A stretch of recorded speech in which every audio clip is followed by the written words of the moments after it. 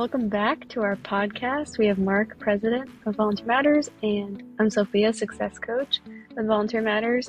Today's topic is major things to consider with minor volunteers. Yeah, that's a big one. All right. Yeah, so you're an organization that is considering or maybe already have minor volunteers, those volunteers under the age of 18, to be more specific. And so if you are, I guess maybe even if you're already using minor volunteers, it's good to ask this question, but do you want to allow minors at all? And so there's a number of things to consider.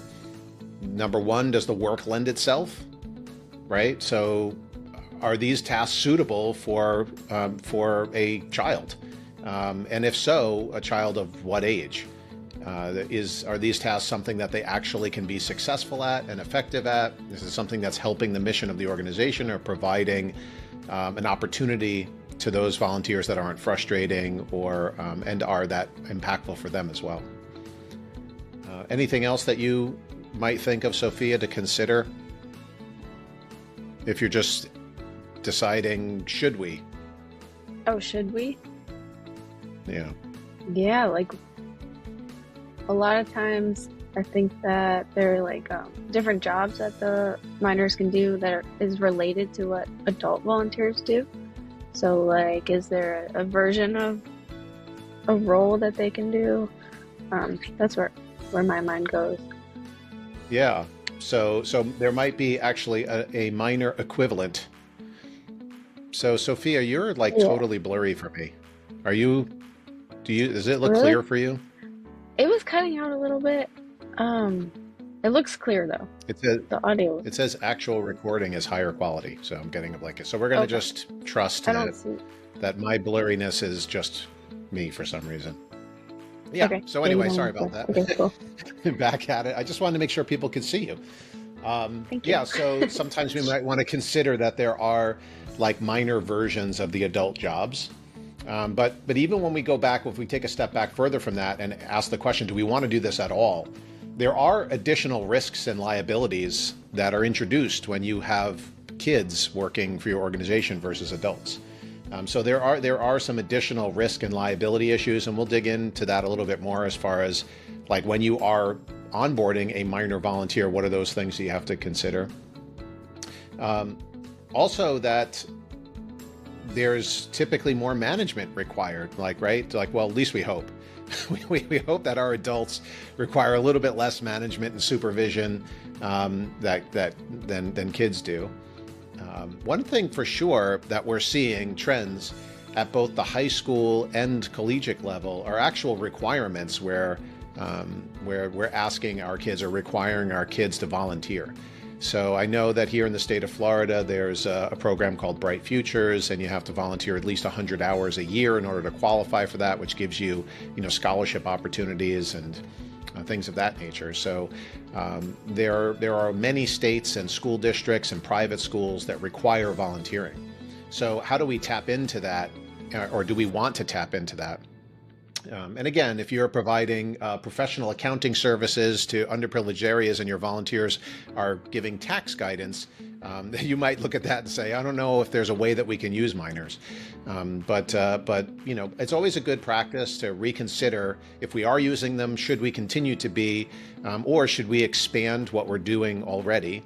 And then for those organizations that are just tinkering with the idea of like, how can we tap into, we're close to a college town or we're in a college town and we want to get more of these collegiate volunteers, like how can we tap into that even if they are minors?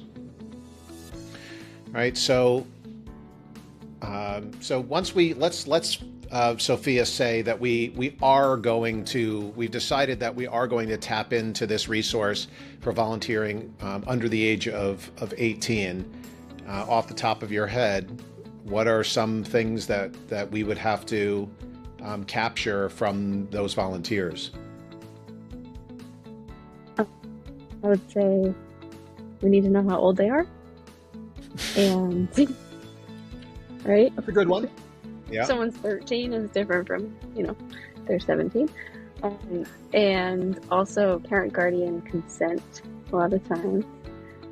Those are I don't know both if that's big. a legal, I think that's a legal requirement in a lot of states, but Yeah, sometimes, um, by the way, you pointed out something that I think is really important. And you said there's a difference between a 13-year-old and a 17-year-old volunteer.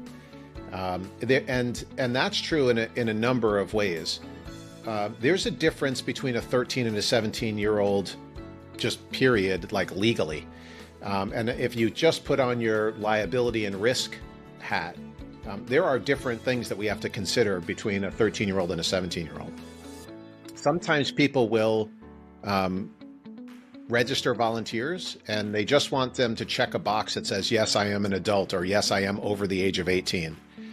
And that is perfectly fine, depending on your type of volunteer program. But I would say, if you expect a decent percentage of your volunteers to return, then you probably want to capture date of birth. If, for example, and when I say a decent percentage, that might be 20%. This is just so that we're not asking people, are you an adult now? Are you an adult now? Are you an adult now? When we could just say we have their date of birth on file. And so now we in the system, or in the organization, we know when you're a legal adult or not. And so in some cases, if you do have systems in place, then we can automate some things based on that too. So sometimes there's some resistance to that, right, Sophia, that you've seen when we've talked to customers about implementing systems? oh, general resistance to implementing a Asking. system or collecting date of birth. Yeah. Oh, okay. Yeah, definitely. I think people worry that it's sensitive information, and I feel like it's mostly staff that are worried about collecting it. I don't think that volunteers are resistant to loss. I mean, me personally, I wouldn't mind giving my date of birth. But yeah, that's just personal preference. I think you're tapping into something there that is the resistance for date of birth is typically actually for older volunteers, and not for younger volunteers. And if you have downloaded and installed an app on your phone, almost all of them require you to enter a date of birth. And it's actually something that most people are very accustomed to providing if they're working any sort of job or registering in any type of system where we need to separate the difference between minors and adults. So I think you're right that the concern about it, as far as someone offering it willingly, is greater than the actual resistance to that. And if you are collecting date of birth, though, it is something to say this is personally identifiable information. Once you start pairing that up with a bunch of other stuff, then it's sensitive. So here's my thought on it. If you have good systems, prompt for date of birth. It's better from a legal and from a liability standpoint, and it's better when you have returning volunteers that you don't have to ask them the same questions. And then you can also do some fun things like send them birthday messages and things like that. If you don't have good systems, if you're tracking stuff on paper or in spreadsheets, and in those cases, it probably would be wise not to capture date of birth, or if you do, to eliminate that data as soon as you no longer need it. So. Yeah. So when a volunteer registers, we're probably going to have to ask them how old they are. That would be a good one operationally. And then we can establish once you've said that you do want volunteers that are minors, we can set minimums too. So you may be a program that it makes a lot of sense to have a 15-year-old volunteer, but it makes no sense to have an 11-year-old volunteer. And you also may have jobs of varying types, where you say, we can't have anybody under the age of 25 doing this job. Like a lot of organizations that we work with have volunteers that drive on behalf of the organization, and they wouldn't want a 16-year-old newly licensed driver doing that job. However, they may have another job that's great for 16-year-olds. So we have a lot of food banks and pantries and food service and insecurity customers. And so we might have one job driving delivery routes to deliver food. You might have another job that is packing up, meal boxes, and that's great. A 16-year-old can come in and do that perfectly well, but we probably want to reserve it for an older volunteer to be doing the driving on behalf of the organization. Funny story. So as far as Uh, Yeah, I love yeah. stories. Um, Usually, well, when I work with organizations, when they're designing their different volunteer opportunities, um, we talk about what's your age minimum for this specific job. And there was one time that someone told me, oh, it's like 45. And usually it's 18 and the most, or maybe 21, 25, like you said. But 45 was, and that was for a mentorship role. And I thought that was very interesting. I wanted to maybe see what you thought. Like, she was like, they need life experience before they can do this job. But My instinct, I mean, it really depends on the type of mentorship because I'm sure that there are a lot of, I know a lot of very wise, intelligent, and capable people in their 20s that would be more than able to do that. So it really depends. But I'm intrigued by that. I would love to challenge that and say, well, is that true? Or is this just somebody who happens themselves to be 45 and say, when I was 30, I never would have been able to do this mentorship opportunity. yeah, So that's a good one. I would love to know more. Not that we need to do that here, but I'd love to know more about that volunteer opportunity. But usually, it's a good practice just to question policies.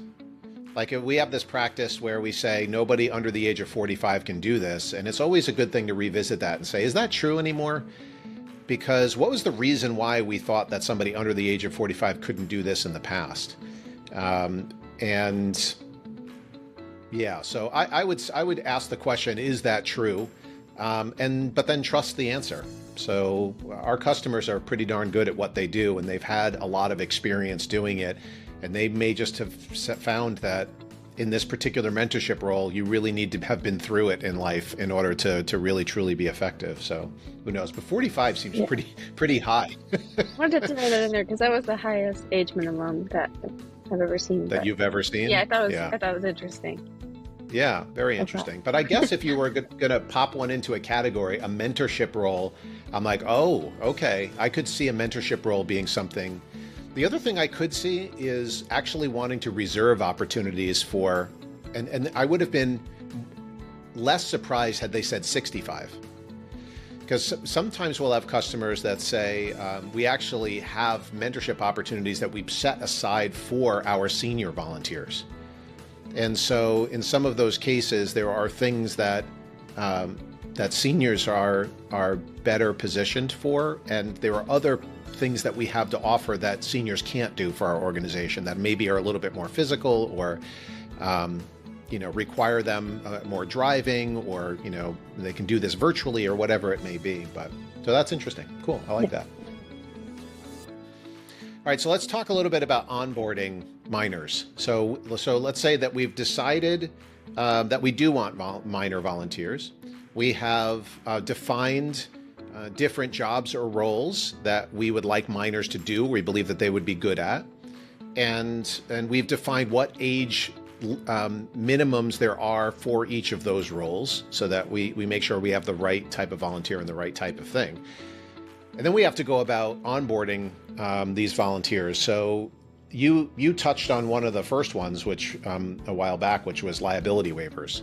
So talk a little bit about how do we handle, what are the differences between getting a minor volunteer to have, waivers signed or other types of documents? Yeah, so with minors, they often need a parent guardian signature for any legal documents, like a liability waiver. So I've seen, I work with organizations to figure out how they want to collect that, collect the parent guardian signature. And a lot of times, this is a pain point I see. It's hard to get the parent to sign the waiver, submit it. So I feel like we really help with that.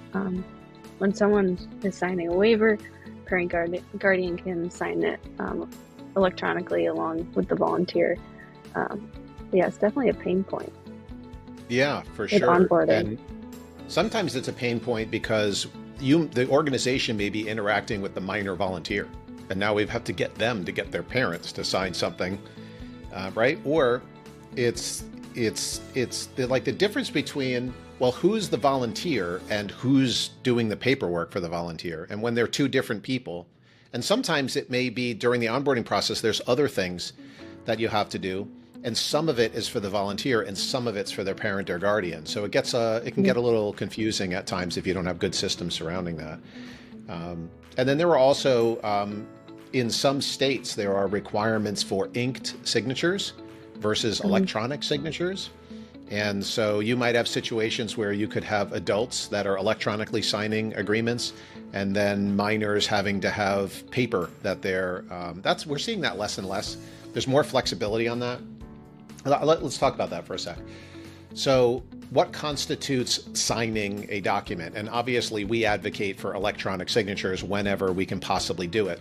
And there have been a lot of state regulations that have been gray in this area, and typically, depending on the organization, err on the side of caution when it comes to any of these legal issues. So sometimes like the stuff will be a little fuzzy as to what they mean by a signature. And so then some organizations will come to us and say, nope, we want an inked signature.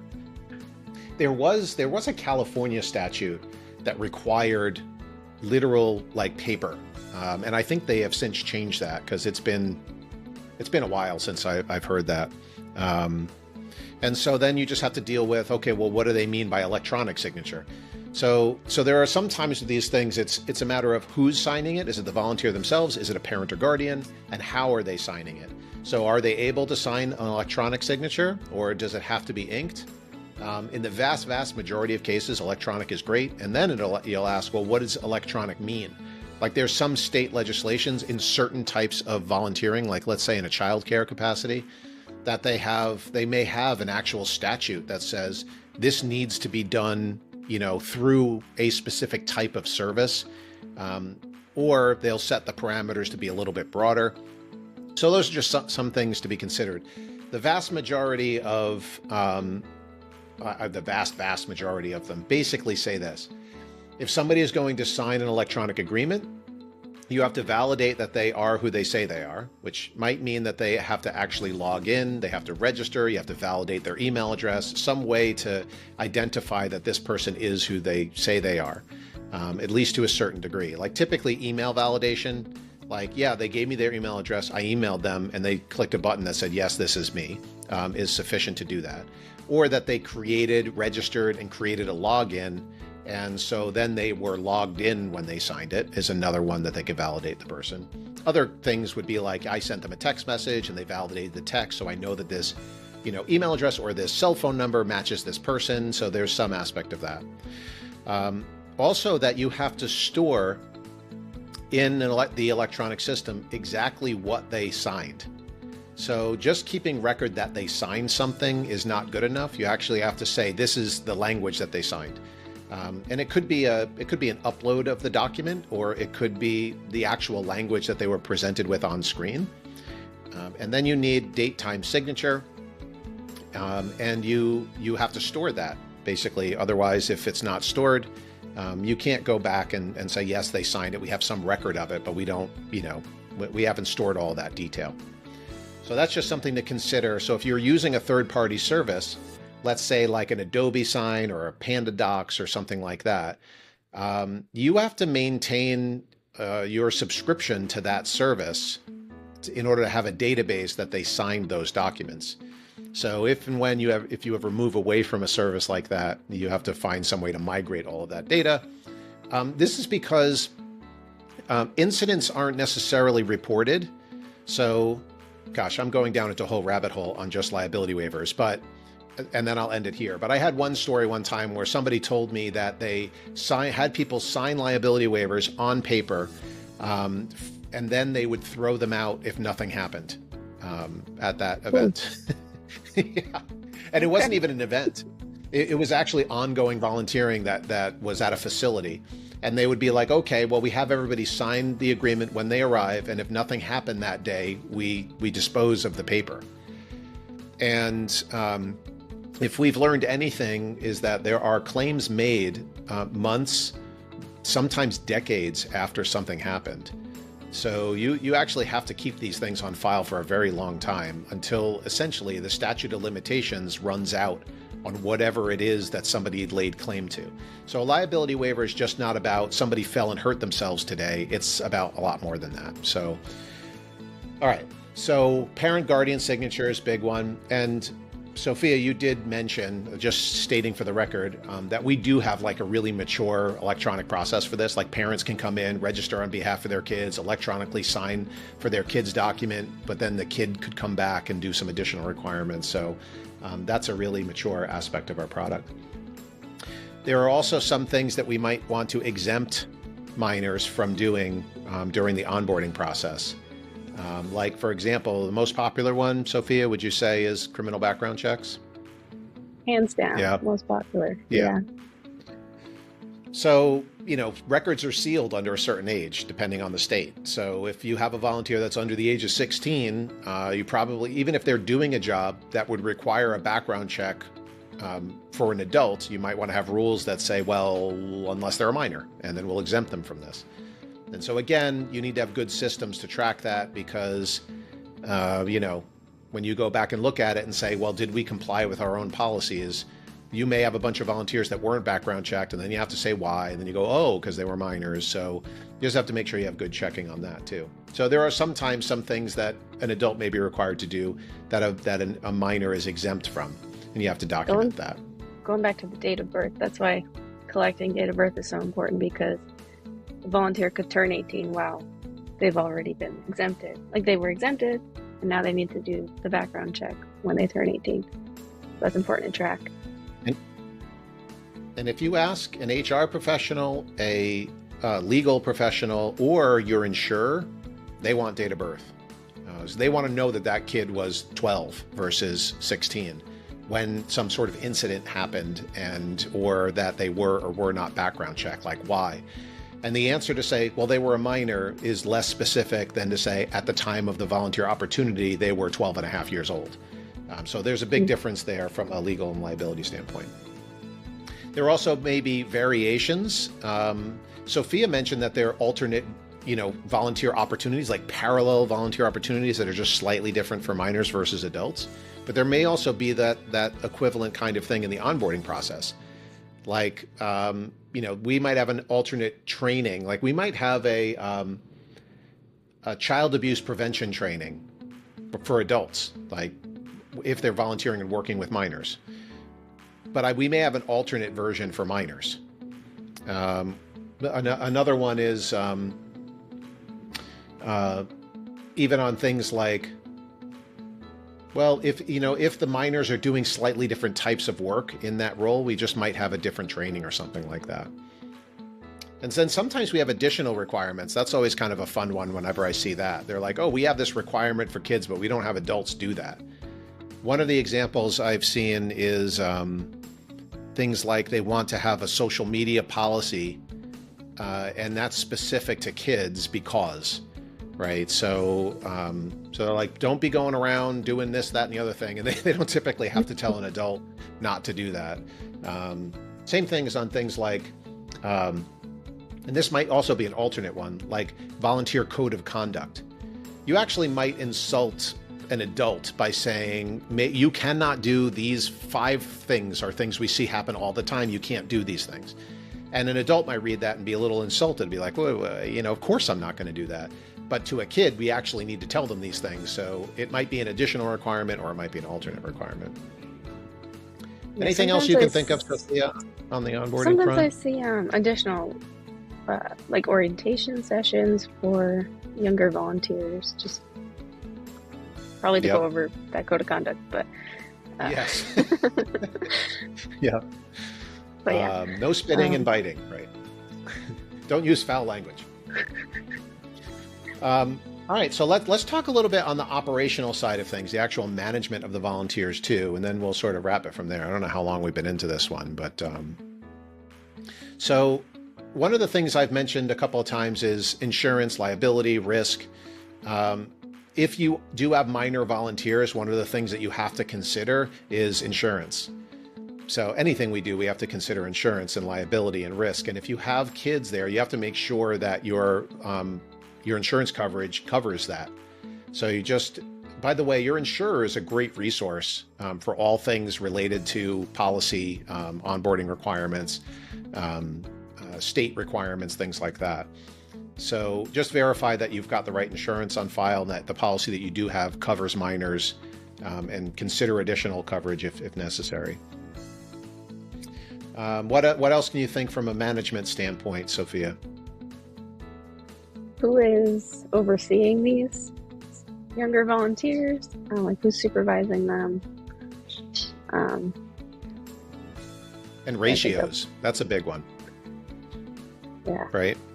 So depending on the age, right? So we actually have some customers, it's adorable, where they'll have 5 and 6 year olds coming in and volunteering. They'll do things like, we have some that are veterans organizations, and kids will come in, they'll volunteer their time to like draw pictures for veterans that are abroad, and then they'll send them to them. And they've gone out of their way to create these volunteer opportunities for these kids. And it's an amazing opportunity for the children to learn something. And who doesn't want to get a drawing from a 5 or 6 year old if you're, lonely and deployed overseas? So anyway, you can imagine 5 or 6 year olds, the ratio of adults to a 5 or 6 year old, you might want that to be like 1 to 5 ratio, or maybe even lower than that. The other thing to consider is who is monitoring the kids. So it could be staff, it could be another volunteer, or it could be their parent. So we have an organization close to us here that has does not allow volunteering under the age of 13 at all. And then they have some things that they allow volunteers to do between the ages of 13 and 17, I want to say. But even for those, they require the parent or guardian to volunteer with their child. So they quite literally have a 1-to-1 ratio, or if they bring, 3 of their kids, I would imagine they would allow a 1-to-3 ratio. But it has to be the parent or guardian. So reconsider ratios. So if you have a volunteer opportunity where it could be 1 to 20 adults, one supervisor to every 20 volunteers. Sometimes we have people who have like 1 supervisor to every 100 adult volunteers. That's not going to work if you have 12 and 13 year olds. Kids are going to start running amok. What else on the management side of things, Sophia? We gotta make sure everyone's being safe. I think kids are a little more impulsive, so gotta make sure they're following the rules, they don't get hurt. And yeah, different safety protocols for sure. Yeah. Let's say it's important to communicate with the parents too, especially if the parent doesn't have to be present while the minor's volunteering. So making sure you're sending communication out to both the child and the parent, keeping everyone updated. Yeah, there's extra communication stuff to think about, because now it's not just communication between the organization and the volunteer, it's also their parent. On the safety side of things too, we have to actually, emergency contacts are important regardless of whether you're an adult or minor. But I would say that if you don't have, especially from an emergency or safety perspective, having an emergency contact for an adult is important, but it's certainly less important than having an emergency contact for a minor. So an adult, as long as they're conscious, can make medical decisions for themselves, for example, but a child can't. So making sure that we have the emergency contact information for minors becomes much more important. And having it ready and on hand at the time of the assignment becomes super important too. So if something were to happen, we need to know right away, okay, who's their parent or emergency contact? How do I get in touch with them? What's their relationship to the child in case something, bad happens? It's a good one. What else? Management? Yeah, just the operational side of things. I think we've gotten a lot of them. Let's say the last thing I can. Okay. Yeah, go ahead. There's a lag. Sorry. I think the last thing is probably just making sure well, this is a big thing I just thought of. Minors, a lot of times they're volunteering for school, so you want to make sure you have how many hours they did with you on hand and be able to, so you can write a letter of rec or get that report out. That's super important. And to Yeah, you also have to have know in better the first record keeping. place, yeah, know in the first place that they're there for school hours too, Oh, you or touched not. on two things. So number one is you have to have meticulous record keeping because these kids will come back to you and say, what were my exact hours? Because they do have them to be required to graduate high school or even sometimes as a part of their collegiate career. So you should have that anyway. But sometimes we have organizations that get a little looser with that. Like they'll have events where they just have people come and they register and they make sure that they are onboarded properly, like they've signed their waivers, but they're not all that concerned with knowing that they did exactly 2.7 hours worth of volunteer work. Whereas the record keeping becomes more important for these kids. You should still, anytime, especially if it's at your facility, you should always have good records. I'm going on a little bit of a tangent as to who volunteered, who they were, what their contact information is, when they got there, when they left, what job they were doing, so that we know who they interacted with and all of that. That's just purely like good record keeping for any organization, the same as you would do for a staff person. And a lot of this is for liability purposes, but also just from the standpoint of I want to be able to recognize that person for exactly what they did. I want to have a record of it, and then I can go back to them. I can ask them to come back. I can thank them specifically, be very specific and clear about what we're thanking them for. We can also quantify these things so that we can report on the value and impact it had both for our organization and our broader mission. So that's all important, but record keeping for kids, especially if it's a requirement, is a big one. And then being able to give them reports or sign documents saying they in fact did do that. So like, for example, in our system, the minor volunteers could go into their own profile, run a report on the activities that they did, the specific times they got there and left, and then just, hand that to an administrator for that organization, and then they can, put whatever stamp they want on it, approving the hours. But the other thing you touched on was, and I don't know if you meant this, but I have a suspicion you did, is the actual accountability aspect of that they actually did show up and they actually were there, kind of thing. Was that what you were sort of alluding to? No, actually, Oh, I didn't think about that. well, this is the funny part is we have a lot of people that will say, like in our system, volunteers can check in from their phone. And people will go to us often, well, how do we know they're actually there and that they're not like just checking in from home? And every time people ask that question, it's always because of one of two volunteer populations. It's either people performing court-appointed community service, where they have to make sure that they were literally physically there, or teen volunteering, which is, I think, kind of funny that, we're putting criminals and teens in the same category, but they're the two most likely populations to not be entirely truthful about whether they were in attendance or not. So we have a feature for that. They can check in from a kiosk, or we check the location of their phone. But that was another thing that I thought was interesting is attendance tracking becomes much more critical too. That they signed up, but they actually did show up, and we have a record of that. So that's another one. Mm. I think that's all I've got on this topic for now. What do you think, Sophie? You think we nailed it? Yeah, well, we can end on just praising youth volunteers. I think they bring a special quality to organizations. Vibrant. Love to see it, but yeah, I don't have anything else. Well, okay, I'll add a little bit onto that too. It's actually a foundational thing to teach your kids how to give back. And we get this through lots of different areas in our life. So it's not like you have to have volunteering in order to get that. But the idea of creating a sense of community is something that is, as a society, we become more and more disconnected. We don't come together for lots of things, even for work sometimes. So people are working virtually and they feel less connected to their communities than they ever have.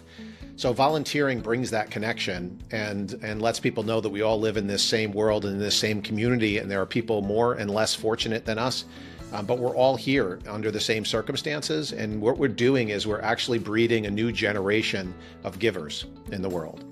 And not only is that going to be a positive impact for the people we give to, but obviously to our kids. Like, they learn a lot from those experiences. I know my kids have, and I've seen it time and again. So it's super important to get them involved young so that it becomes almost a habit to give back. So yeah, I think that's a great point, Sophia.